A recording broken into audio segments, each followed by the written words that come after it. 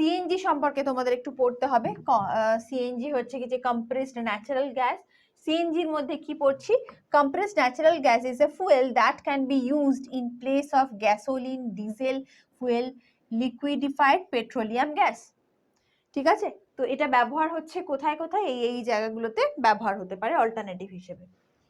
CNG combination produces fewer undesirable gases than the aforementioned fuels। এই যে গ্যাসগুলো, এগুলো burning এর ফলে যে পরিমাণ ক্ষতিটা হয় ততটা ক্ষতি কিন্তু হবে না সিএনজি বার্নিং এর ক্ষেত্রে। সেজন্য এখন অনেক গাড়িতে কিন্তু পেট্রোলিয়ামের জায়গায় সিএনজি কার ব্যবহার করা হয়ে থাকে। নাও দ্য সিএনজি ভার্সেস এলপিজি। ঠিক আছে, CNG release less green house gases. Green house gases মানে আমরা কি কি জানি, CO2, CO আরো কিছু রয়েছে, বাট এই দুটো মেজর হিসেবে তোমরা জেনে রাখো।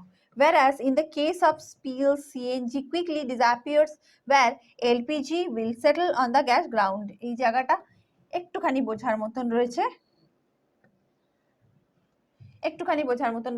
So this is the basic difference between the CNG and the LPG। এই দুটোর হচ্ছে বেসিক ডিফারেন্স রয়েছে, যেটা গ্রিন হাউস গ্যাসটা কম রিলিজ করছে, এটা একটুখানি তার তুলনায় আর কি অন্যরকম থাকে।